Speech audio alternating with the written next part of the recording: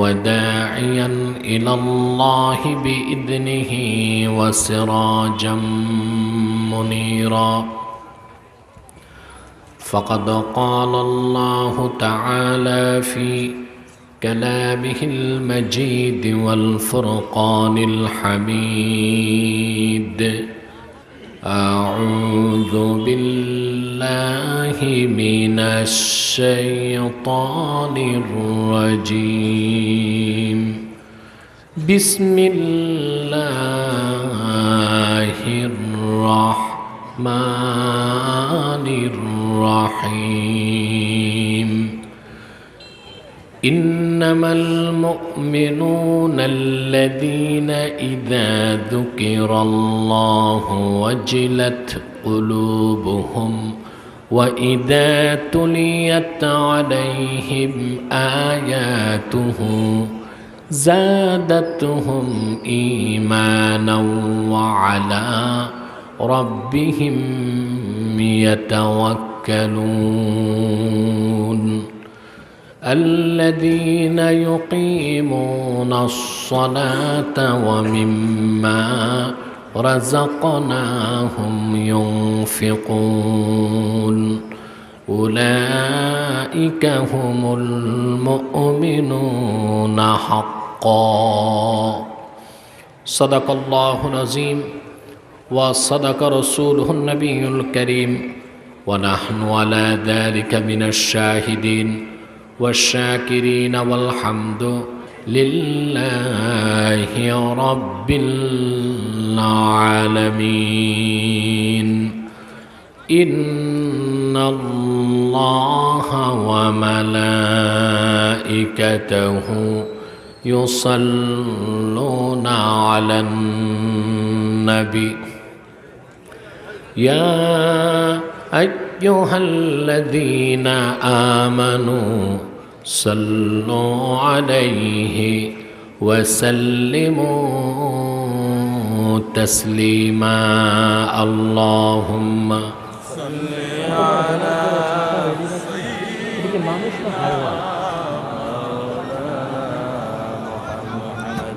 وعلى آل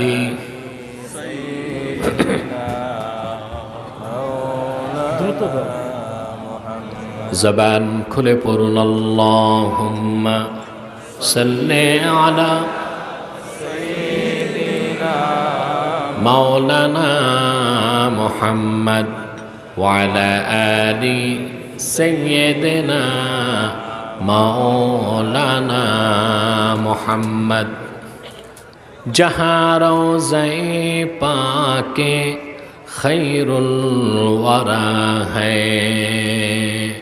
وہ جنت نہیں ہے تو پھر اور کیا ہے. اللہم صلی علی سیدنا مولانا محمد وعلی آل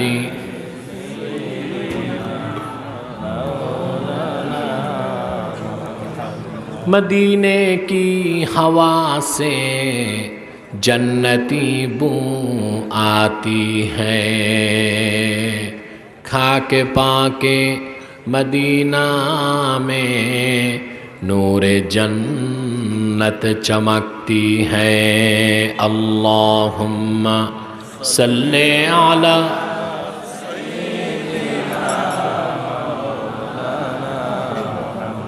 وعلى آل سيدنا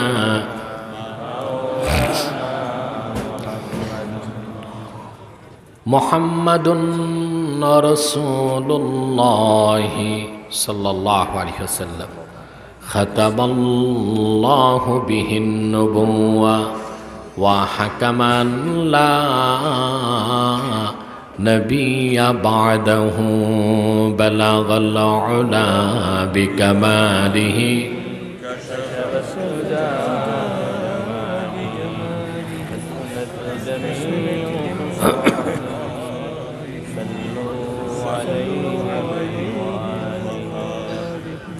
করিমপুর ইসলামী যুব সংঘের উদ্যোগে আয়োজিত 10ম বার্ষিক খতমে নবুয়ত আন্তর্জাতিক ইসলামী মহাসম্মেলনের সম্মানিত সভাপতি, হাজারাত উলামায়ে কেরাম, তুলাবায়ে এজাম, বিভিন্ন প্রান্ত থেকে রাতের গভীরে ছুটে আসা আমার কোরআন প্রেমিক দিন দরদি মুসলমান ভাই ও বন্ধুগণ, সকলকে অন্তরের অন্তঃস্থল থেকে জ্ঞাপন করছি মুবারক। সবটুকুন শুকরিয়া আল্লাহ সুবহানাহু ওয়া তাআলার জন্য, যিনি আজকের এই বরকতপূর্ণ মাহফিলে আমাদেরকে আসার বসার তৌফিক দয়া করে ভিক্ষা দান করেছেন। সেজন্য আসুন আমরা সকলে একবার অবনত চিত্তে হৃদয়ের আবেগ অনুভূতি উজাড় করে সমবেত কণ্ঠে বলি আলহামদুলিল্লাহ।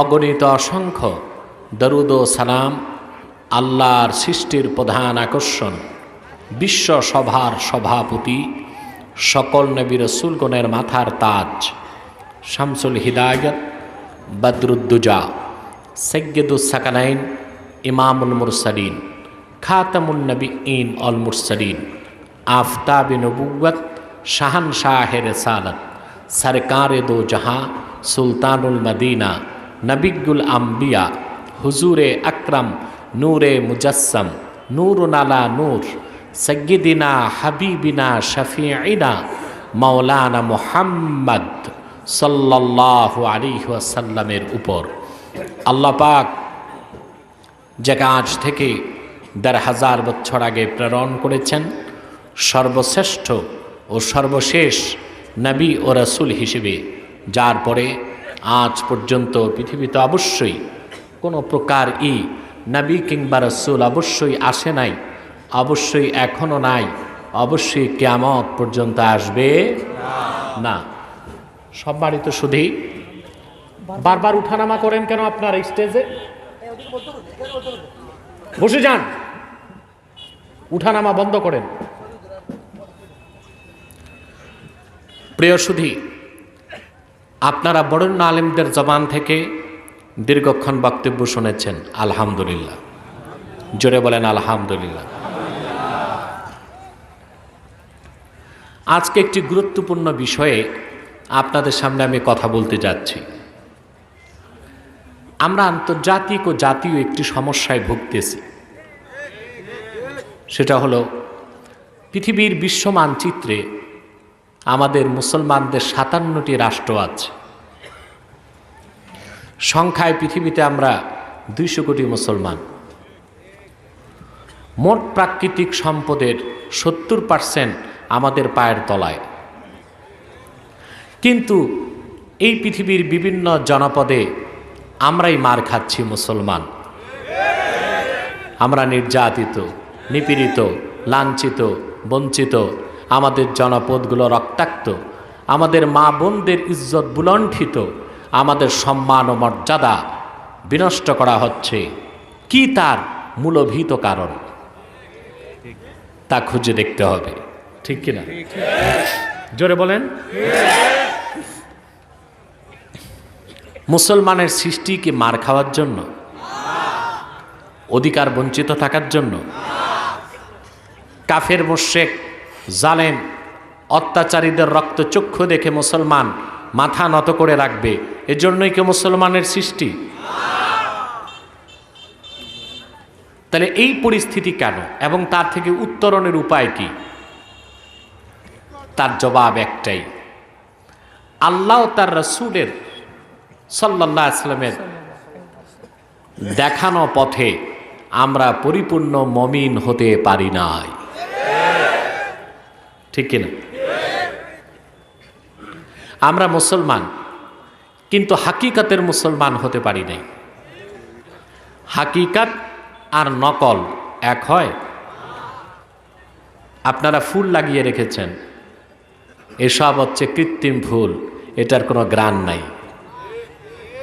ফুটন্ত গোলাপ আর কাগজের গোলাপ পার্থক্য আছে? জোরে বলেন, কি পার্থক্য? একটা হচ্ছে কাগজ, আরেকটা হচ্ছে কাগজের ফুল, আরেকটা হচ্ছে আসল ফুল। ঠিক কিনা?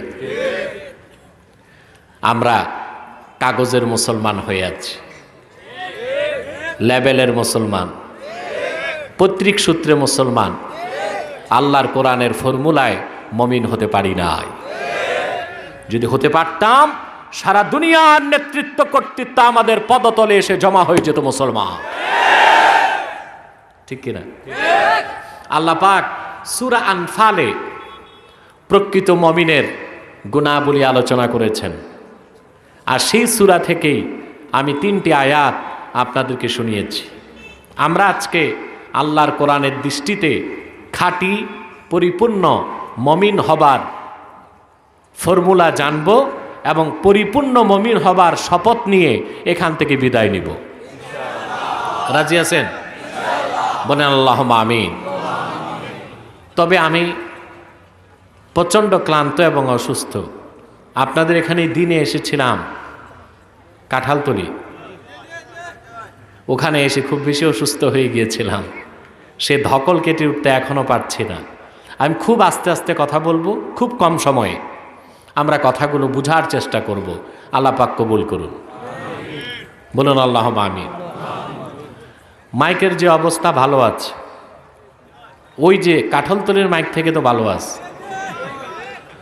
ওখানে মাইক আমাকে কষ্ট দিয়েছে, রাগে আমি একটু শাসন করেছি মাইকম্যানকে।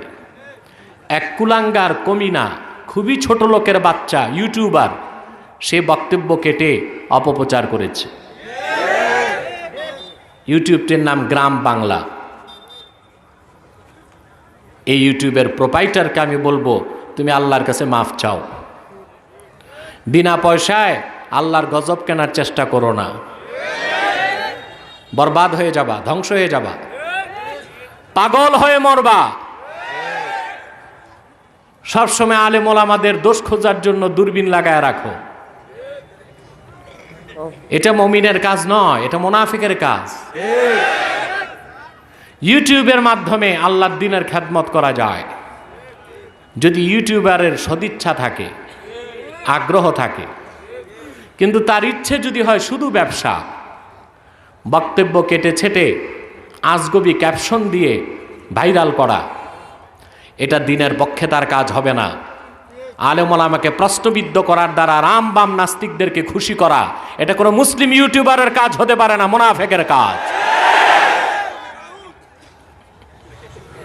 অতএব গ্রাম বাংলা ইউটিউব, এই প্রোপ্রাইটারকে আমি বলবো, তুমি মাফ চাও, তুমি ক্ষমা চাও।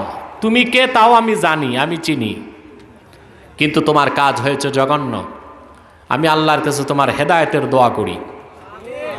হেদায়েত যদি না থাকে, আল্লাহ যেন উত্তম ফায়সালা গ্রহণ করেন। প্রিয় সুধী, ভূমিকাতে আরেকটি কথা বলবো, আর তা হলো আমরা এখানে এসেছি আল্লাহর রাজি খুশির জন্য। ঠিকটাও তো ঠিক মতো বললেন না। আল্লাহ তার রসুলের রেজামন্দির জন্য এসেছি। এ হাজার হাজার মানুষ, প্যান্ডেলে জায়গা নাই, প্যান্ডেলের বাইরেও আপনারা যত লোক এখানে, তার অর্ধেক লোক তার বাইরে। এ মানুষগুলো কোনো ব্যক্তির আকর্ষণে আসে নাই, এসেছে আল্লাহর কোরআনের আকর্ষণে। ঠিক কিনা? বাংলাদেশে অনেক আউল বাউল আসলেও হাজার হাজার লোক হয়। আউল বাউলদের শ্রোতা আর তাফসিরুল কোরআনের শ্রোতায় পার্থক্য কতটুক? একটা হচ্ছে মাছ বাজার আর একটা স্বর্ণের বাজার। মাছ বাজারও ভিড় থাকে, কি থাকে? মাছ কিনতে যায়। স্বর্ণের বাজারে ভিড় থাকে কম, কিন্তু ওখানে মানুষ যায় স্বর্ণ কিনতে। কিন্তু আমাদের স্বর্ণের বাজারে স্বর্ণও আছে, ভিড়ও আছে। এ তো একমাত্র আল্লাহর কোরআনের বরকত ছাড়া আর কিছু নয়। ঠিক কিনা? এখানে এসেছেন, বসে আছেন, প্রতি শ্বাসে আল্লাহ পাক 10টি নেকি দিচ্ছেন। হাদিস সাক্ষী, বাড়ি থেকে হেঁটে এসেছেন, প্রত্যেকটা কদমে আল্লাহ পাক 10টি করে নেকি লিখে দিয়েছেন। বাড়ি যাবার আগে যদি মৃত্যু হয়ে যায়, আল্লাহ পাক শহীদের খাতায় নাম তুলে দিবেন। শুধু তাই নয়, বাড়ি থেকে যত দূর মৃত্যু হবে, আল্লাহ পাক ততটুকুন জায়গা কবরের মধ্যে জান্নাতের টুকরা বানায় দিবে। বারবার বলছি স্টেজটা ক্লোজ করে দাও, উঠা নামা বন্ধ করো। মানুষ যখন ভদ্রতার সীমা এড়িয়ে যায় তখনই আমাদেরকে রাগ করতে হয়।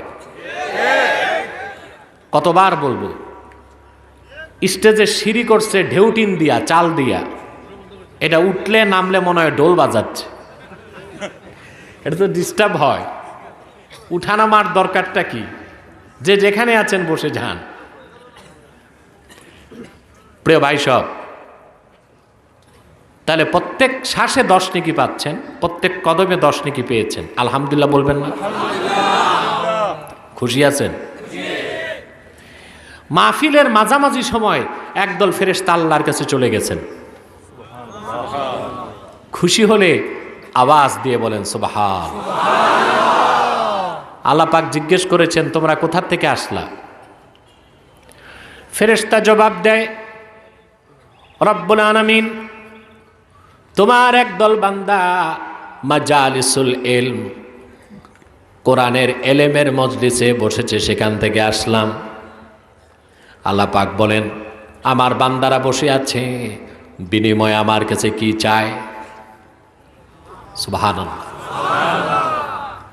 বিনিময়ে চান না কিছু? কথা বলে না। আপনারা হাজার হাজার লোক দূর থেকে এসছেন, ভাড়া লাগছে না? মুনাজাতের পর তো কোনো সিন্নিও নাই। কথা বলেন, এত লোককে সিন্নি দিবে কোত্থেকে? আর আমরা তো সিন্নি খাওয়া সুন্নি না, সুন্নত মেনে সুন্নি। আমাদের সিন্নি হইলেও চলে, না হইলেও চলে। আর যারা সুন্নত ছাড়া সুন্নি, ওদের সিন্নি ছাড়া সুন্নি হওয়া যায় না। ঠিক কিনা? প্রিয় ভাই বন্ধুগণ, তো নাই কোনো টাকা পয়সা বিনিময়, সিন্নি নামাজ, গভীর রাতে বাড়ি যাবেন, কেউ খেয়ে কেউ না খেয়ে, তা আল্লাহর কাছে বিনিময় চান না? ফেরেশতাকে আল্লাহ জিজ্ঞেস করেন, ওরা কি চায়? আমার বান্দাগুলো বসে বসে চায় কি? ফেরেশতা বলেন, আল্লাহ তাআলা, আল্লাহ জিজ্ঞেস করেন, ফা আইয়ু শাইইন ইয়াতলুবুন, ওরা কি চায় আমার কাছে? ফেরেশতা বলেন, আল্লাহ, তারা তোমার জান্নাত প্রত্যাশা করে, জান্নাত চায়। আল্লাহ পাক বলেন, হালরা আওহা, তারা কি আমার জান্নাত দেখেছে চোখে? তারা বলেন, না, কোনো দিন দেখে নাই। না দেখে বিশ্বাস করে।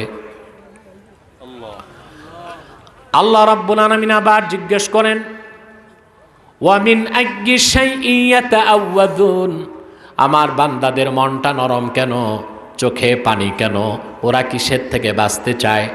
ফেরেশতারা বলেন, আল্লাহ, তোমার জাহান্নাম থেকে বাঁচতে চায়। আল্লাহ পাক বলেন, জাহান্নাম কোনো দিন দেখেছে নাকি? ফেরেশতা বলেন, আল্লাহ, কোনো দিন দেখে নাই। না দেখি বিশ্বাস করে।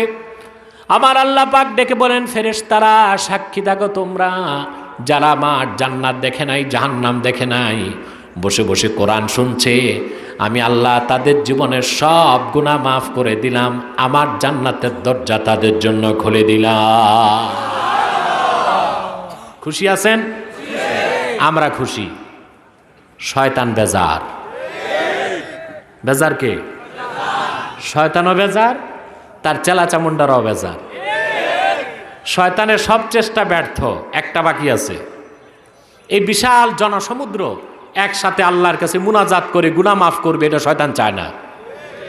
আমরা কি শয়তানেরটা বাস্তবায়ন করব, না আমাদের স্বার্থ বাস্তবায়ন করব?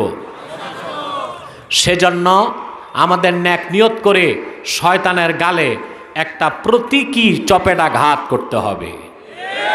আমরা নিয়ত করছি কিছুক্ষণ পরই আজকের মুনাজাত করে গুনাহ মাফ করে নিষ্পাপ বেহেশতি আল্লাহওয়ালা হয়ে বাড়ি যেতে চাই। কারা কারা হাত তুলে আমার আল্লাহ তাআলাকে দেখা।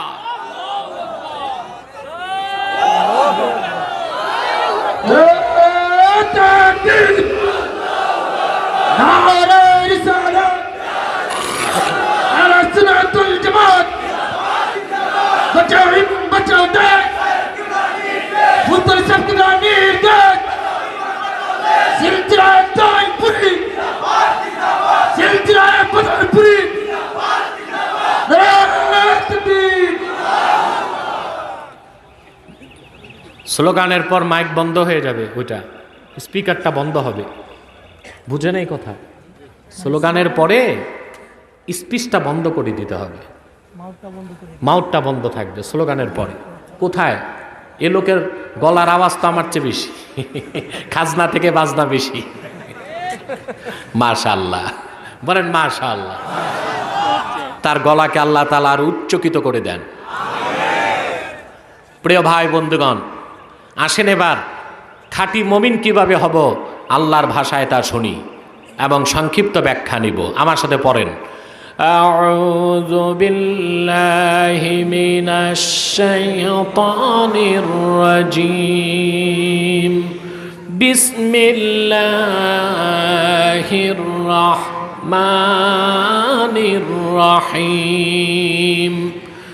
إنما المؤمنون الذين إذا ذكر الله وجلت قلوبهم وإذا تليت عليهم آياته زادتهم إيمانا وعلى ربهم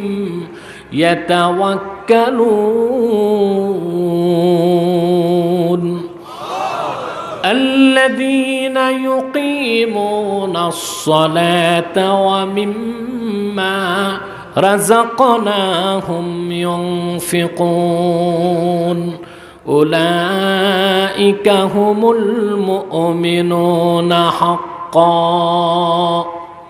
صدق الله العظيم পড়ুন صدق الله العظيم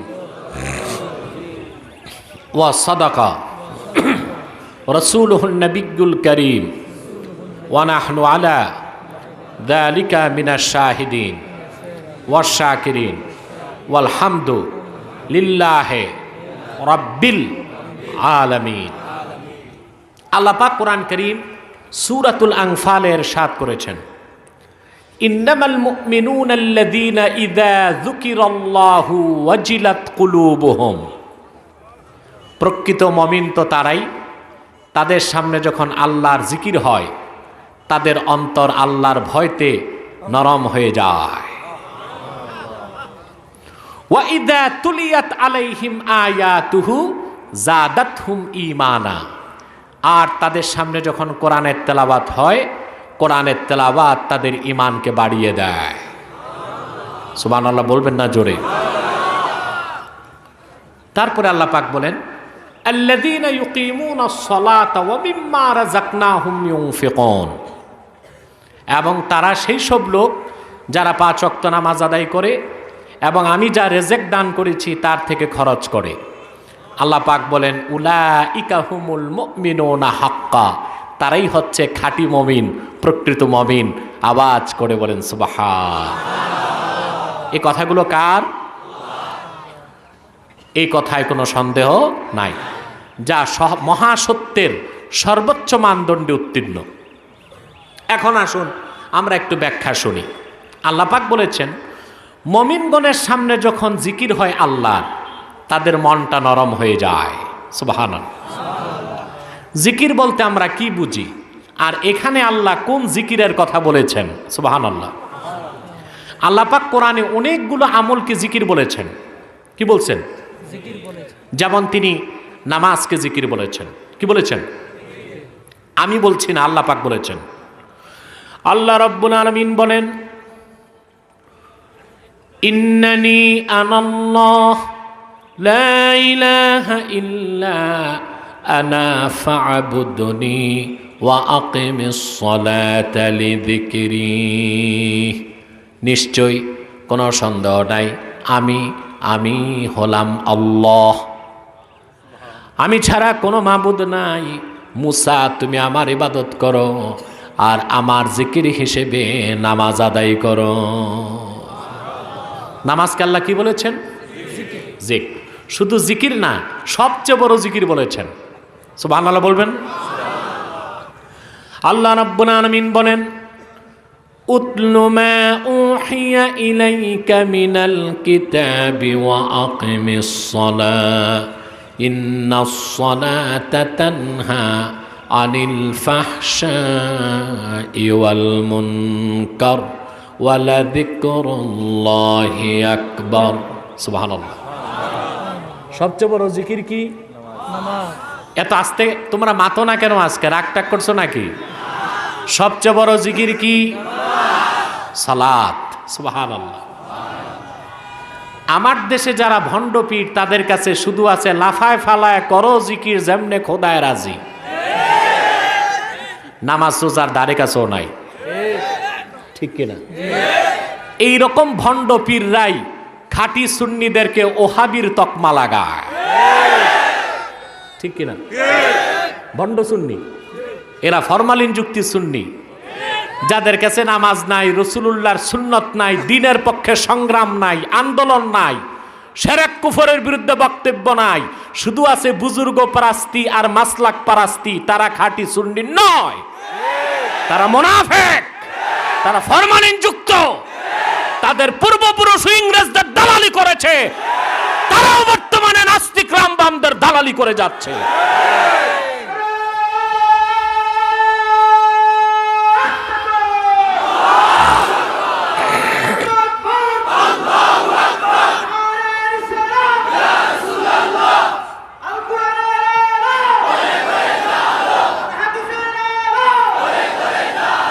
আমার ভাই সব, আমার প্রিয় ভাই বন্ধুগণ, সবচেয়ে বড় জিকির কি?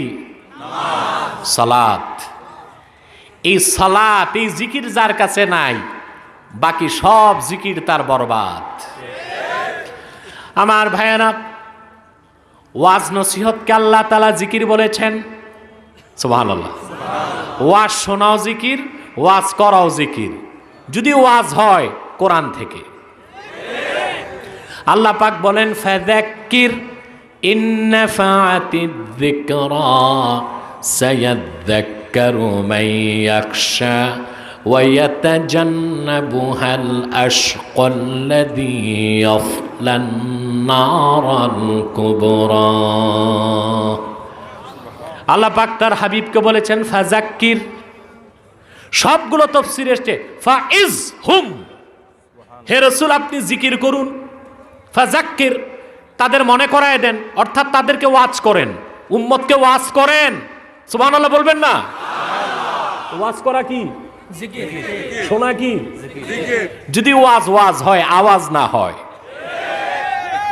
এখন তো আমার দেশে কি বলবো, আর না বলেও তো পারি না, আউল বাউলের দিন শেষ। আউল বাউলের দায়িত্ব নিয়েছে কিছু ফাউল বক্তা।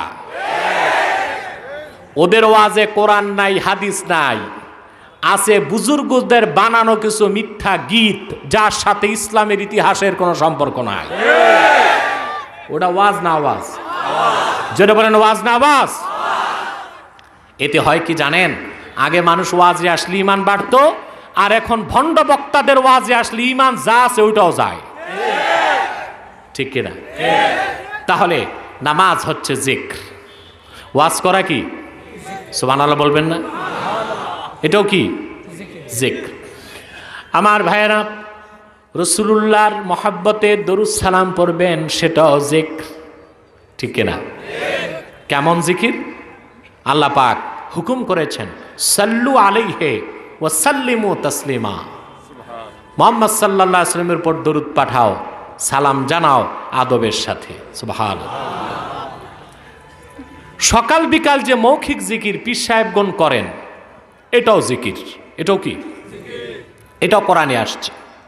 আমার দেশে অনেক বক্তা বলে শুধু আল্লাহ আল্লাহ জিকির কোরআন হাদিসে নাই, বলে না? আসেনি এরকম বক্তা? কথা বলে না? বলে পীর সাহেবরা যে সকাল বিকাল মুখে জিকির করে আল্লাহ আল্লাহ, এটা নাই। ওরা তো কোরআনই পড়ে নাই ভালো করে। আল্লাহ পাক এই কোরআনে বলেছেন ফাসাব্বিহ বিসমি রাব্বিকাল আযীম। সুবহানাল্লাহ। আল্লাহ বলেছেন ফাজকুরিসমা রাব্বিক, আপনার রবের নামের জিকির করুন। বলেন তো আমার রবের সবচেয়ে বড় নাম কি? তাহলে আল্লাহ আল্লাহ জিকির করার কথা আছে না নাই কোরআনে? হাদিসে নাই?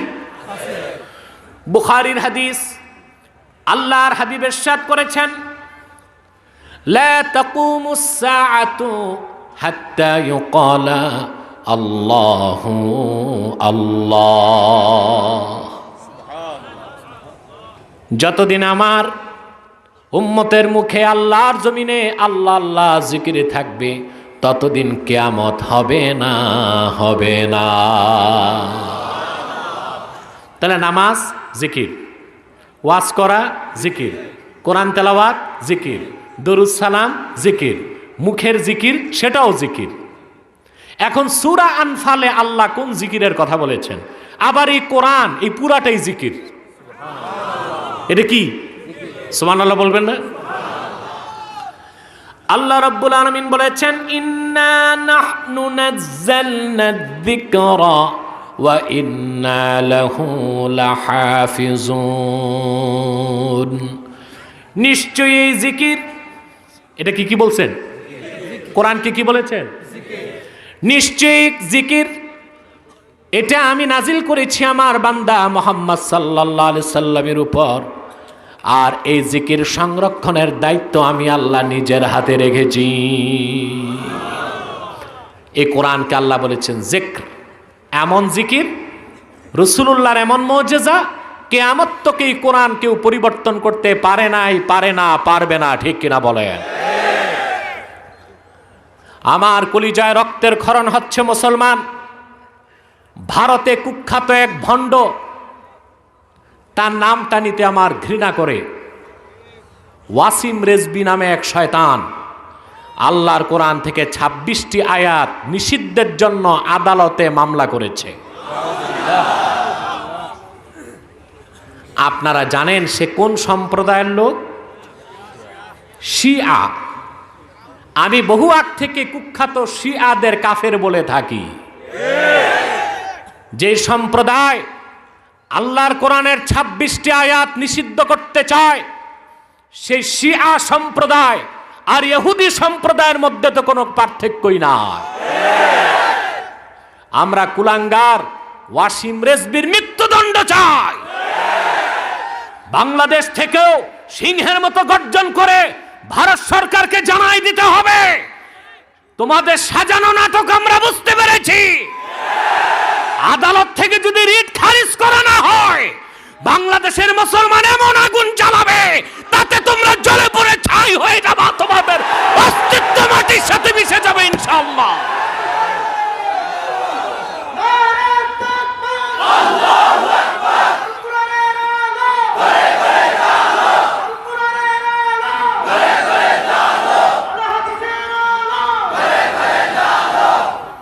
আমার ভাই বন্ধুগণ,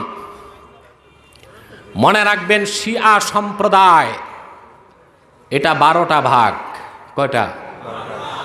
মূল 2টা, একটা আহলুত তাশাইয়্যু কুবরা আর একটা আহলুত তাশাইয়্যু সুগরা।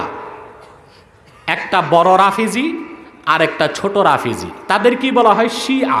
কি বলা হয়? বড় রাফিজি যারা, বুঝলেন, তারা নিঃসন্দেহে কাফের। আমি কয়েকটা প্রমাণ দিয়ে দিচ্ছি। বড় রাফিজিদের আকীদা, ইরানে যারা আছে, ইরানে তারা বলে, তাদের কিতাব উসুলে কাফিতে এসেছে, ইরতাদ্দান নাসু বা'দা ওয়াফাতিন নবী সাল্লাল্লাহু আলাইহি ওয়াসাল্লাম ইল্লা আলী। তাদের আকীদা যে আল্লাহর রসুলের ইন্তেকালের পরে আলী ছাড়া সকল সাহাবী মুরতাদ হয়ে গেছে। বলেন তাদেরকে মুসলমান বলা যাবে? কথা বলে না। দ্বিতীয় তাদের আকীদা, এই মিয়া তুমি কি কই মাছ তালাশ করতেছ? কি করো? করো কি? যাও তাড়াতাড়ি যাও, জুতা ছাড়াই যাও, নতুবা তোমার প্যান্ট, হাফ প্যান্ট সব নষ্ট হবে।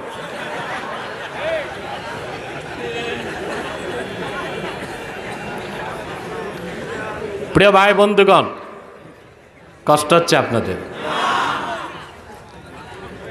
ইরান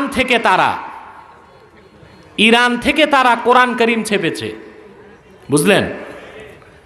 ওখানে একটা সূরার নাম লেখছে তারা সূরাতুল ওয়ালায়া। নাউজুবিল্লাহ বলবেন না? 114টি সূরায় ওয়ালায়া নামে সূরা আছে। সেটা কোন সূরা জানেন?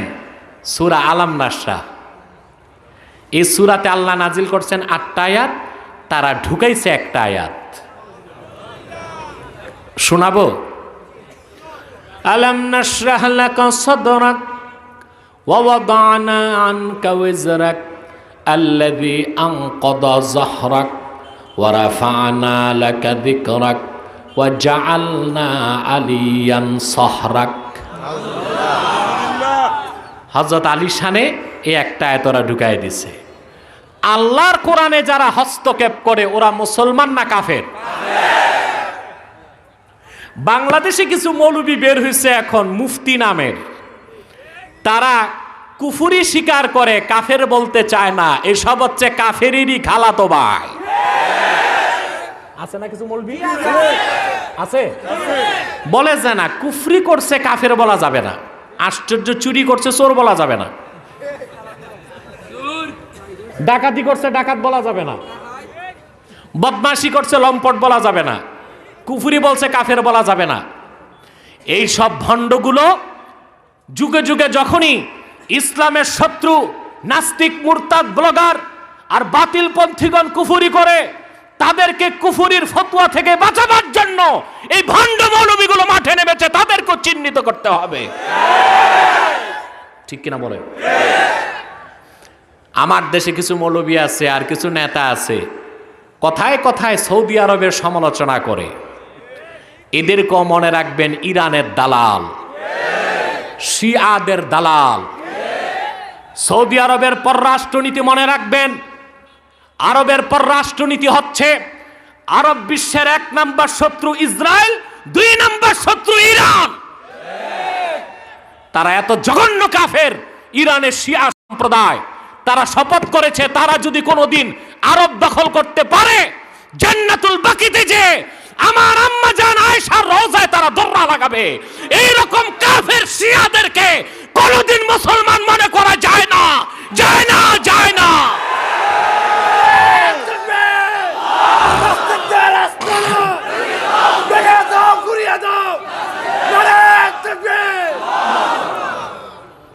তারা এত বড় বেয়াদব, হযরত মুয়াবিয়াকে কাফের বলে। হ্যাঁ, এজিদ বেঈমান, এজিদকে আমিও কাফের বলি। তাই বলে হযরত মুয়াবিয়া উচ্চ মর্যাদা সম্পন্ন সাহাবী। কেনানের অপরাধে নূহ নবী অপরাধী হন নাই, এজিদের অপরাধে হযরত মুয়াবিয়া অপরাধী হবেন না। ঠিক কিনা? সেই জন্য ওয়াসিম রেজবি শিয়া সম্প্রদায়ের কাফের বলেই 26টা আয়াত নিষিদ্ধের দাবি তুলেছে। এটার নামটাই মুসলমানের নাম, আসলে হচ্ছে ইহুদির চেয়ে নিকৃষ্ট কাফের। ঠিক কিনা? আবার আমি ফিরে যাচ্ছি। সাউন্ড কি কমে গেছে বাবা? হ্যাঁ, কমে যায় নাই তো সাউন্ড? চমৎকার মাইক, সুন্দর মাইক। এই জন্য তোমাকে বলতেছি প্রয়োজন হলে একটু সাউন্ড বাড়াই দিও একটু। প্রিয় ভাই বন্ধুগণ, তাহলে আল্লাহ নামাজকে জিকির বলেছেন, মনে পড়ছে? ওয়াজকে জিকির বলেছেন, দরুদ সালামকে জিকির বলেছেন। ঠিক কিনা? কোরআনকে জিকির বলেছেন। এখন প্রশ্ন হলো, সূরা আনফালে আল্লাহ বলেছেন ইযা যুকিরাল্লাহু ওয়াজিলাত কুলুবুহুম। ওখানে জিকির অর্থ কি? এই জিকিরের কথা বাংলাদেশে আলোচনা করা হয় না। কেন হয় না আমি নিজেও জানি না। এই জিকিরের ব্যাখ্যায় বিশ্ববরণ্য মুফাসসির ইবনু কাসির তার তাফসিরে লিখেছেন ইযা যুকিরাল্লাহ আই ইযা যুকিরা ইনদাহুম আহকামুল্লাহ। আল্লাহর আইন, আল্লাহর বিধানকে আল্লাহ এখানে জিকির বলেছেন। আছে এই জিকিরের কথা দেশে? নাই। খানকায় জিকিরের কথা আছে, সকাল সন্ধ্যা জিকিরের কথা আছে, কিন্তু আল্লাহর বিধান, আল্লাহর আইন, আল্লাহর কানুন, এটাকেও আল্লাহ জিকির বলেছেন। সেই জিকিরের চর্চা আমাদের মধ্যে না। এই যে মুসলিম বিশ্বের পতনের মূলে এটা। সমাজ, রাষ্ট্র পরিচালনার ক্ষেত্রে আল্লাহর আইন, আল্লাহর জিকির বাদ দিয়ে ইংরেজদের আইন আর জিকিরকে গ্রহণ করছে। কথা বুঝেন নাই? মুসলমানের ব্যক্তি জীবন, সমাজ জীবন, রাষ্ট্র জীবন চলবে কার আইনে? ওই আইনকে আল্লাহ কি বলছেন? মাশাআল্লাহ, আমার শ্রোতার সাথে আমার সম্পর্ক ভালো আছে, আলহামদুলিল্লাহ। এরকম কোয়ালিফাইড শ্রোতা এত হাজার হাজার লাগে না, 100 হইলে চলে, ঠিক কিনা? আমরা মাছ বাজার চাই না, স্বর্ণের বাজার চাই। আমরা কোয়ান্টিটিতে বিশ্বাসী না, কোয়ালিটিতে বিশ্বাসী, ঠিক কিনা বলেন? আলহামদুলিল্লাহ বলেন, সুম্মা আলহামদুলিল্লাহ।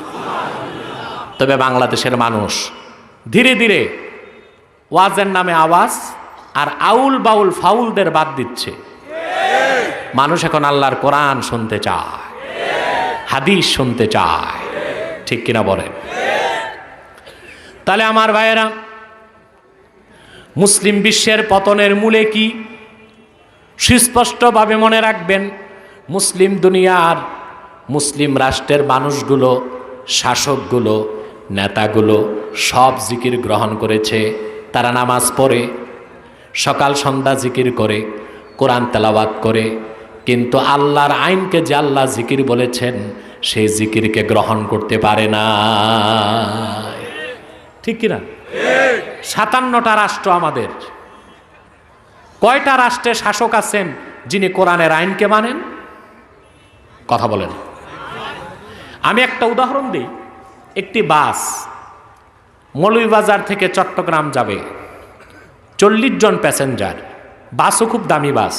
এখন বাংলাদেশে দামি দামি বাস নেমে গেছে, দেখেন না? বাসের পিছনে লেখা থাকে সড়ক পথে বিমানের ছোঁয়া। বাহ, তাহলে আর বিমান লাগে কেন?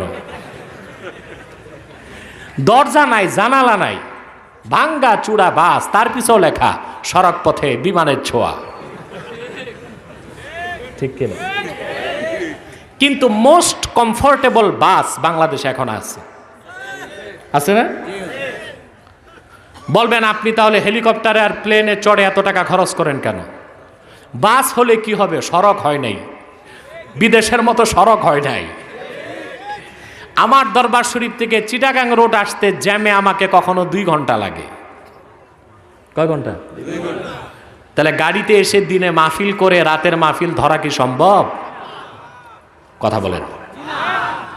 তা আমি যে হেলিকপ্টারে চলি, আমার দেখা দেখি এখন অনেক পীর বা বক্তাও শুরু করছে, কিন্তু কথা হচ্ছে আমার এটা বিলাসিতা নয়, এটা প্রয়োজন।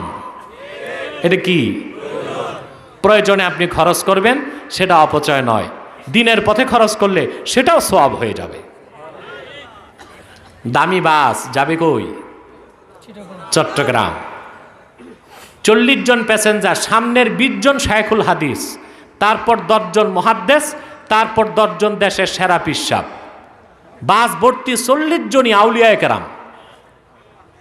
কিন্তু ড্রাইভার বসানো হলো যাকে, তিনি হচ্ছেন একজন চিরাচরিত ইয়াবাখোর মাতাল। এখন মৌলভীবাজার থেকে বাস চট্টগ্রাম যাবে না মেঘনা পার হওয়ার পর যাবে খালে নয়তো ডালে? কোথায় যাবে? প্যাসেঞ্জার কি সব আউলিয়ায়ে কেরাম, আর ড্রাইভার সব। মনে রেখো মুসলমান, আর 57টি রাষ্ট্রের মালিক আমরা, 200 কোটি মুসলমান আমরা, 70% সম্পদ আমাদের পায়ের তলায়, কিন্তু আমরা এই নির্যাতিত, নিপীড়িত, লাঞ্ছিত, আমাদেরই রক্ত ঝরছে গুজরাটে, আসামে, কাশ্মীরে, লিবিয়াতে, সিরিয়াতে, আফগানে, বাগদাদে। তার একটাই কারণ, নেতৃত্বের আসনে যাদেরকে বসিয়েছি তারা কোরআন হাদিস মানে না, পশ্চিমাদের গোলাম, শয়তানের গোলামি করছে তারা।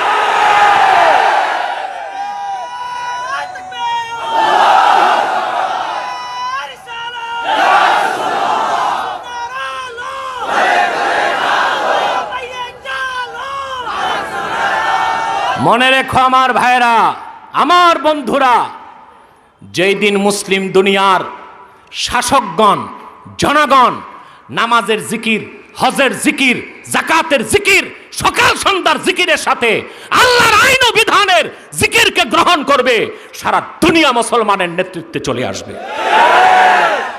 আমরা মার খাবো না, তখন মার আটকাবো। ঠিক কিনা বলেন? আমরা সহিংসতার শিকার হব না, দুনিয়া থেকে সহিংসতাকে নির্মূল করে জাদুঘরে পাঠিয়ে দেব। ঠিক কিনা বলেন? আল্লাহর কথা বুঝতে পারছেন? এর চেয়ে বেশি বুঝাবার দরকার আর নাই। মুমিন আল্লাহর আইনকে মেনে নিবে। কার আইনকে?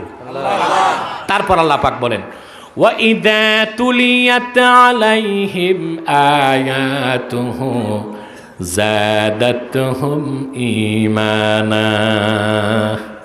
2 নম্বর বৈশিষ্ট্য, যখন তাদের সামনে কোরআনের তেলাওয়াত হয় তাদের ঈমান বেড়ে যায়। সুবহানাল্লাহ। প্রিয় ভাই সব, ভাই ও বন্ধুগণ, কোরআন যে আমার আল্লাহর শ্রেষ্ঠ নিদর্শন, রাসূলুল্লাহ সাল্লাল্লাহু আলাইহি ওয়াসাল্লামের শ্রেষ্ঠ মুজিজা, তা তো নিজেই আপনি উপলব্ধি করতে পারেন। ঠিক কিনা? অর্থ বুঝে না, ব্যাখ্যা বুঝে না, কোরআন শুনে জাহেল মানুষ মজা পায়, আনন্দ পায়, যেন কলিজা ছিঁড়ে যায় কোরআনের মহাব্বতে। ঠিক কিনা বলে? কথা বুঝতেছেন? মুমিন যখন কোরআন শোনে তখন তার ঈমান কি হয়? তাহলে এখানে একটা প্রশ্ন পাওয়া যায়, ঈমান বাড়ে, ঠিক কিনা? ঈমান কমে। কিন্তু আমাদের মহান ইমাম আবু হানিফা রাহমাতুল্লাহ তিনি বলেছেন, আকীদার কিতাবে এসেছে, আলেমরা পড়ছেন, আল ঈমানু লা ইয়াজিদু ওয়া লা ইয়ানকুস। ঈমান বাড়েও না, ঈমান কমেও না। তাহলে কি আমাদের ইমাম আজম কি কোরআন শরীফ বুঝে নাই? কথা বলেন। সাহাবায়ে কেরামের পর আল্লাহর কোরআন সবচেয়ে বেশি বুঝেছেন আকাশের নিচে ইমাম আজম আবু হানিফা। তিনি কত বেশি কোরআন শরীফ পড়তেন জানেন? সুবহানাল্লাহ, সুবহানাল্লাহ। প্রত্যেক রমজানে তিনি 60 বার কোরআন খতম করতেন। একবার তিনি কাবা ঘরে ঢুকলেন, ভিতরে ইমাম আবু হানিফা, যেন তেন কথা। সুবহানাল্লাহ। বুখারীর দাদা ওস্তাদের ওস্তাদ, 4 জন সাহাবী সাক্ষাৎ লাভ করছেন। সারা জীবন কোরআন হাদিস থেকে 81,000 মাসালা বের করছেন। ব্যবসার টাকা দিয়া ইমাম মোহাম্মদ, ইমাম ইউসুফ, ইমাম জাফরের মতো 20,000 ছাত্র তৈরি করছেন। আবু হানিফা যে সেই লোক না, আমার দেশে কিছু শিকি আদলি পাশিকার মৌলবি বের হইছে।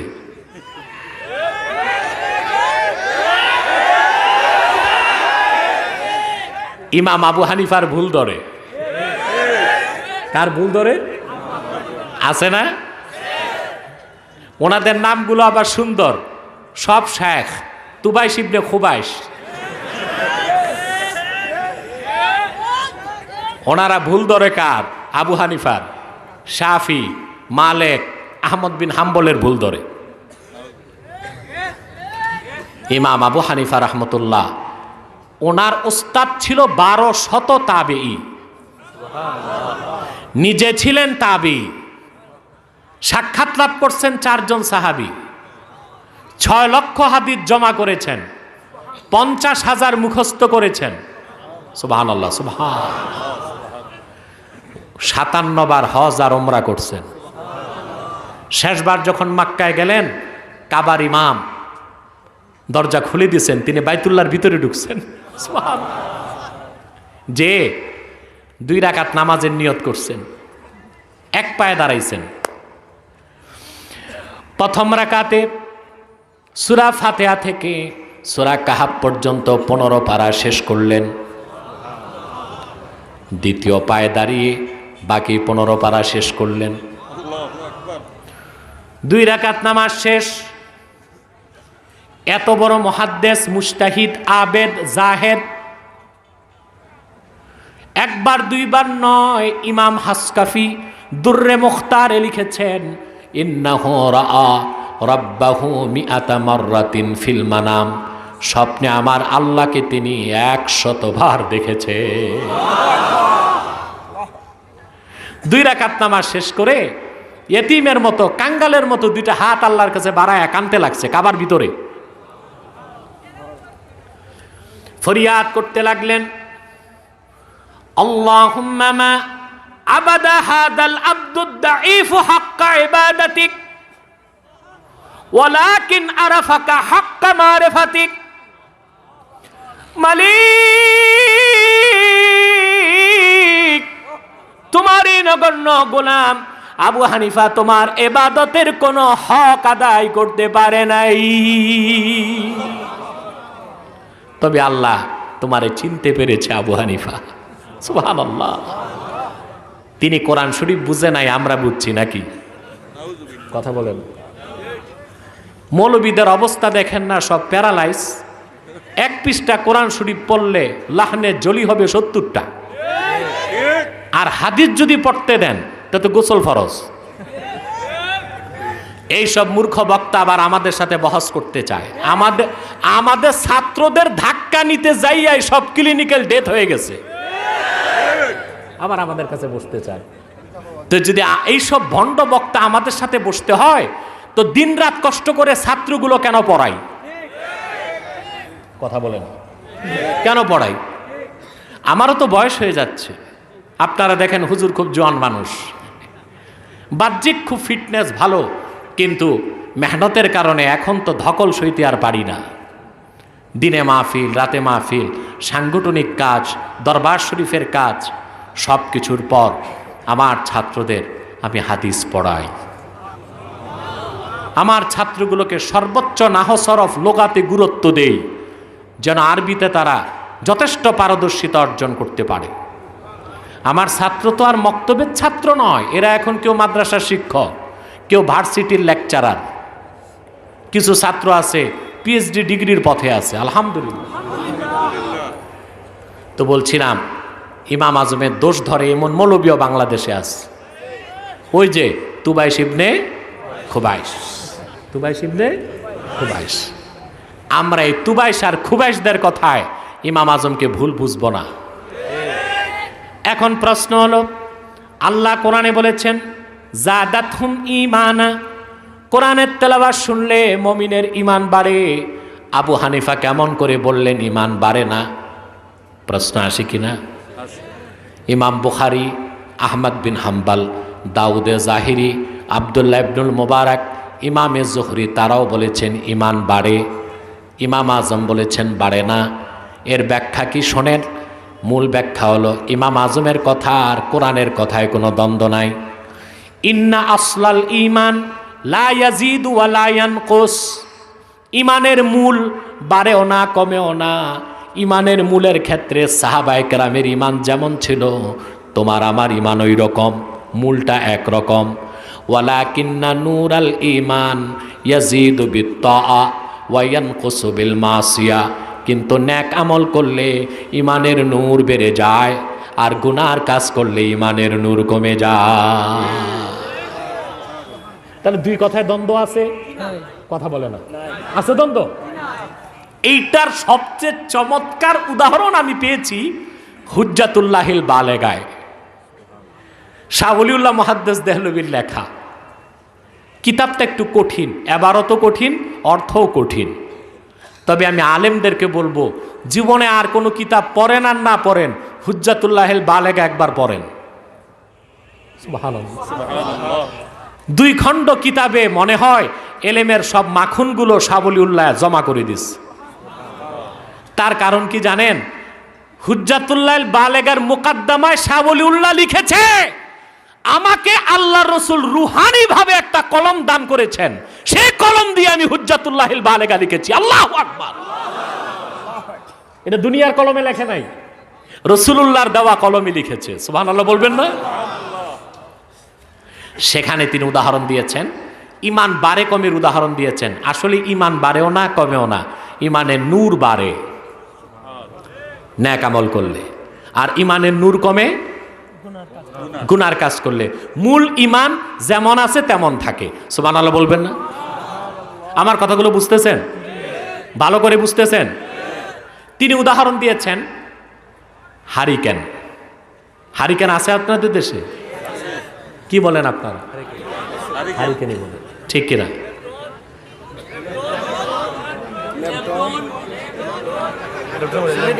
কি কি মাতো বুঝি না।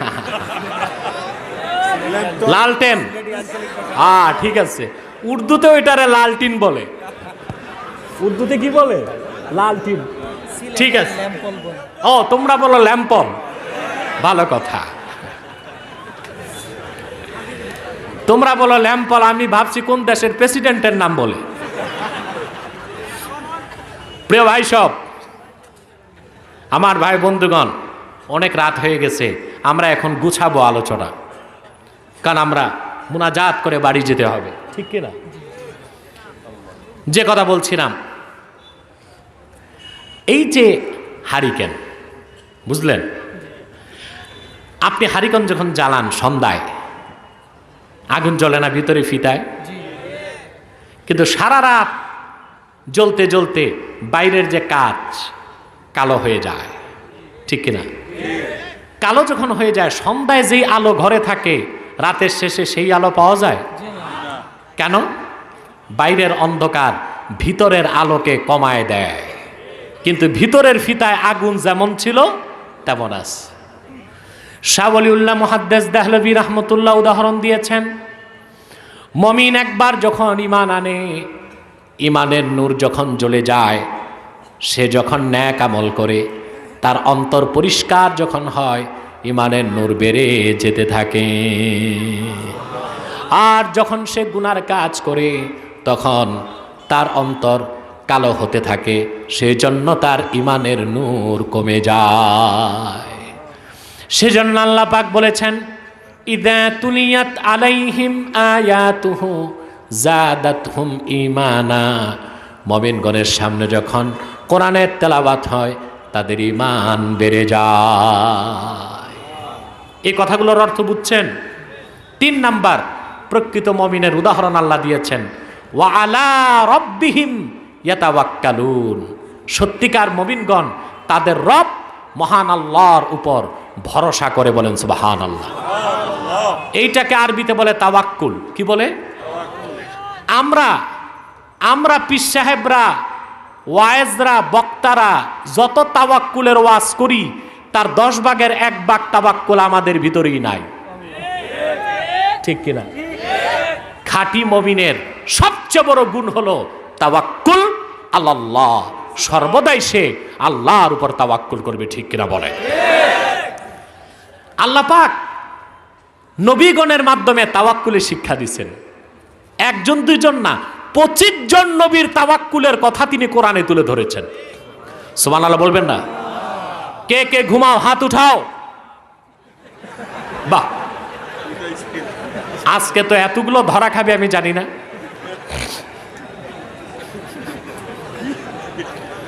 আমার ভাইয়েরা, প্রকৃত মুমিন তাওয়াক্কুল করবে কার উপর? সর্বশক্তি দিয়ে বলেন, কার উপর? তাওয়াক্কুল কিভাবে করতে হয় আল্লাহ পাক সে শিক্ষা কোরআন কারিমে দিয়েছেন। হযরত ইব্রাহিম আলাইহিস সালাম নমরুদের আগুনের কুণ্ডলীর সামনে তার হাত পাও বাঁধা, জানেন আপনারা, ঠিক কিনা? নমরুদ যখন আগুন প্রজ্বলন করলো হযরত ইব্রাহিমকে আগুনে দিতে, আগুনের তাপ এত বেশি ছিল কাছে যাওয়া যায় না। কাসাসুল কোরআনে ইবনু কাসির লিখেছেন, সেখানে নমরুদের রাজত্বে এক ইঞ্জিনিয়ার ছিল, তার নাম ছিল হুজান। কি নাম? জোরে বলেন। সে নমরুদকে বলল, আমি একটা যন্ত্র বানায় দিই, এই যন্ত্রে বসায় ইব্রাহিমকে আগুনে ফালাও। তখন সে বানায় দিল একটি কাঠের যন্ত্র, তার নাম এসেছে হাদিসে মিন জানিক। কি নাম? মিন জানিক, যার বাংলা হলো কাঠের কামান। কাঠের কামান বানানো হলো, আগুন জ্বলছে সামনে, হযরত ইব্রাহিমের হাত পা বেঁধে রেখে দেওয়া হলো কাঠের কামানে। রশি টানা হলো, কাঠের কামান ঘুরছে। আল্লাহ পাক আপন দোস্ত ইব্রাহিমের তাওয়াক্কুল যাচাই করার জন্য জিবরিলকে পাঠায় দিলেন। জিবরিল এসে হযরত ইব্রাহিমকে বললেন, ইব্রাহিম, তোমার সামনে আগুনের কুণ্ডলী, দাউ দাউ করে আগুন জ্বলছে, কিছুক্ষণ পর সেই আগুনে তোমাকে ফেলে দেওয়া হবে। আলাকা হাজাতুন ইয়া ইব্রাহিম, আমি জিবরিল, তোমার প্রয়োজন থাকলে আমার কাছে বলো। তাওয়াক্কুল কি জিনিস শোনেন। হাদিস সাক্ষী, হযরত ইব্রাহিম জিবরিলকে পাল্টা প্রশ্ন করলেন, রে জিবরিল, সাহায্যের তো দরকার আছে আমার, কিন্তু তোমার কাছে প্রশ্ন, হাজাতুন ইলাইকা আও ইলাল্লাহ, সেই প্রয়োজন সাহায্যের কি তোমার কাছে বলবো না আমার আল্লাহর কাছে? সুবহানাল্লাহ বলবেন না? আল্লাহ ডেকে বলেন, রে জিবরিল, আমার খলিল পরীক্ষায় পাশ করেছে, তার তাওয়াক্কুল যাচাই করার দরকার আর তোমার নাই। মুসা আলাইহিস সালামের উদাহরণ আল্লাহ কোরআন কারীমে দিয়েছেন। আল্লাহ হুকুম করছেন, মুসা রাতের আধারেই বনি ইসরায়েলকে নিয়ে মিশর ছেড়ে ফিলিস্তিন যাও। কোথায়? মিশর থেকে তিনি রওনা হলেন, তার সাথে যুবকই ছিল 6 লাখ। কত? বৃদ্ধ, শিশু, বাচ্চা, মহিলা কত তার হিসাব নাই। শুধু যুবক কত? লক্ষ লক্ষ মানুষের কাফেলা নিয়ে মুসা নবী যখন দরিয়ার পাড়ে আসলেন, বলেন তো সেই দরিয়ার নাম কি? না, এটা ভুল তাফসীর। সেই দরিয়ার নাম বাহরে কালজুম। কি নাম? নীল নদ। যারা মিশর গেছেন দেখেছেন, ছোট নদী, সাতরায়ও পার হইতে পারবেন। আর বাহরে কালজুম, মুসা নবী যেটা পার হয়েছেন সেটা 10 মাইল পাশ। উত্তাল ঢেউ, কয়টা নৌকা এই লাখ লাখ মানুষ পার হবে? সাগর পারে দাঁড়ায় আছেন তিনি। ফেরাউন খবর পেয়ে সকালবেলা 80,000 সৈন্য নিয়া, ঘোড়সওয়ার নিয়া মুসা নবীকে ধরতে আসছে। আচ্ছা বলেন ভাই, 10টা ঘোড়া দৌড়ালে তুফান শুরু হয়ে যায়, 80,000 মানুষ নিয়ে ফেরাউন আসছে, হাজার হাজার ঘোড়া নিয়ে। আকাশ কালো হয়ে গেছে ধুলায়। বনে ইসরাইল মুসা নবীকে ধরছে। চিৎকার দিয়ে তারা মুসাকে বলল, ক্বালু ইন্না লামুদরাকুন। ওরে মুসা, বাড়িতে ছিলাম তাই তো ভালো ছিল, তুমি বাড়িঘর থেকে বের করে আনলা, দরিয়ার পারে, সামনে পানি, পিছনে তরবারি, আমাদের জীবন দেওয়া ছাড়া কোনো গতি নাই, জলদি পালানোর ব্যবস্থা করো। এটা বিপদ কিনা বলেন? কথা বলে না। মুসা নবী সে সময় কোনো ভয় পেলেন না। তিনি আমার আল্লাহর উপর তাওয়াক্কুল করেছেন। কিভাবে? আল্লাহ তা কোরআন কারীমে বলেছেন। মুসা নবী জবাবে বলেছেন, কাল্লা ইন্না মাইয়া রব্বি সায়াহদিন। কখনো না, বনি ইসরাইল ভয় পেও না, আমার রব আমার সাথে আছেন। আমার রব সায়াহদিন, এক্ষুনি তিনি পথ তৈরি করে দিবেন। এই ঘটনা বলা আমার উদ্দেশ্য না, আমি তাওয়াক্কুল বুঝাচ্ছি। আল্লাহ পথ বানাই দিছেন। কথা বলে না। এই লক্ষ লক্ষ বনি ইসরায়েলের ছিল 12টা গোত্র, আল্লাহ 12টা শুকনা রাস্তা বানাই দিছেন। এক পার থেকে তারা চলে গেলেন। সুবহানাল্লাহ বলবেন না? এবার আসেন, সব নবী রাসূলগণের মাথার তাজ আমার নূর নবী মুহাম্মদ সাল্লাল্লাহু আলাইহি সাল্লামের তাওয়াক্কুল যা ছিল, সেই দরজায় কোন নবী রাসূল যেতে পারে নাই। আল্লাহর কোরআন সাক্ষী, আমার নূর নবী মুহাম্মদ সাল্লাল্লাহু আলাইহি ওয়াসাল্লাম হিজরতের রাতে মক্কা থেকে হিজরত করে গারে হেরাতে আসলেন। কোথায়? আপনারা জানেন, সকালবেলা আবু জেহেল 100 তরবারিওয়ালা যোদ্ধা নিয়ে আসলো, ঠিক কিনা? কিন্তু কুখ্যাত আবু জেহেল এবং কাফেরের দল গারে হেরাতে আসার আগেই আল্লাহ পাক মাকড়সাকে হুকুম করলেন, গারে হেরার মুখে মাকড়সা জাল পেতে দিল। সুবহানাল্লাহ বলবেন না? কবুতরে সে ডিম পেরে দিল। মাটিকে আল্লাহ হুকুম করলেন, বাবলা গাছ হয়ে গেল। আবু জেহেল আসছে, পদচিহ্ন বিশারদ, যারা পায়ের চিহ্ন দেখে বলতে পারে কার পুত্র কে হেঁটেছে। আবু জেহেলকে এসে পদচিহ্ন বিশারদ বলল, আবু জেহেল, কাবার মালিক আল্লাহর কসম, গারে হেরার মধ্যেই মুহাম্মদ সাল্লাল্লাহু আলাইহি সাল্লাম আছেন এবং আবু বকর সঙ্গে আছেন। আবু জেহেল কয়, তোর মাথা খারাপ। যদি মুহাম্মদ সাল্লাল্লাহু আলাইহি সাল্লাম গারে হেরাতে যেতেন, মাকড়সার জাল কিভাবে ঠিক থাকে? কবুতরের ডিম কেন ভাঙল না? বাবলা গাছের এই যে ঢাকনা, ঢাকনা না, বাবলা গাছের ঝাপড়া, এটার তো কিছু হইল না। হযরত আবু বকর সিদ্দিক বলেন, আমি তাকায় দেখি কাফেরদের তরবারি দেখা যায়। চোখ থেকে পানি পড়তেছে আবু বকর সিদ্দিকের। নূর নবীকে বললেন, আবু বকর রে, কান্না করো কেন? তিনি বললেন, ইয়া রাসূলুল্লাহ, ইয়া হাবিবাল্লাহ, আমি আপনার কদমে জীবন কোরবান করতে রাজি আছি, কিন্তু এখনো তো দিন পরিপূর্ণ হয় নাই। যদি তারা আপনি মুহাম্মদ সাল্লাল্লাহু আলাইহি সাল্লামকে শহীদ করে দেয়, কাল কিয়ামত পর্যন্ত আমার আল্লাহকে আল্লাহ বলার তো কেউ থাকবে না। বিপদের সেই মুহূর্তে আমার নূর নবী মুহাম্মদ সাল্লাল্লাহু আলাইহি সাল্লাম কিভাবে তাওয়াক্কুল করলেন আল্লাহ পাক বলেছেন। আল্লাহ কোরআনে সেই কথা তুলে দিয়েছেন, وَإِذْ يَقُولُ لِصَاحِبِهِ لَا تَحْزَنْ إِنَّ اللَّهَ مَعَنَا। আল্লাহ পাক বলেন, মুহাম্মদ সাল্লাল্লাহু আলাইহি সাল্লাম সে সময় ওনার সঙ্গে আবু বকরকে ডেকে বললেন, আবু বকর, কোনো চিন্তা করো না, আল্লাহ আছেন আমার সাথে। এবার একটা সূক্ষ্ম তাফসীর মাথায় ঢুকবে তোমাদের? কয় জি হয়, ঢুকবে কিনা? মুসা যখন বিপদে পড়ল, তিনি বলেছেন, ইন্না মাইয়া রব্বি। আর আমার নূর নবী মুহাম্মদ সাল্লাল্লাহু আলাইহি সাল্লাম তাওয়াক্কুল করার সময় বললেন, ইন্নাল্লাহা মাআনা। দুই কথায় কত সূক্ষ্ম ব্যাখ্যা। ইমাম বাইজাবি তাফসীর বাইজাবিতে লেখেন, মুসা নবী যখন বিপদে পড়লেন, আল্লাহর কথা স্মরণ করার আগে নিজের কথা তিনি স্মরণ করেছেন। তিনি বলেছেন, ইন্না মাইয়া রাব্বি, আমার সাথে আছেন আমার রব। কিন্তু আমার নূর নবী মুহাম্মদ সাল্লাল্লাহু আলাইহি সাল্লাম কাফেরদের তরবারির সামনে নিজের কথা মনে করেছেন, পরে আগে আল্লাহকে মনে করেছেন। তিনি বলেছেন, ইন্নাল্লাহা মাআনা, আল্লাহ আছেন আমার সাথে।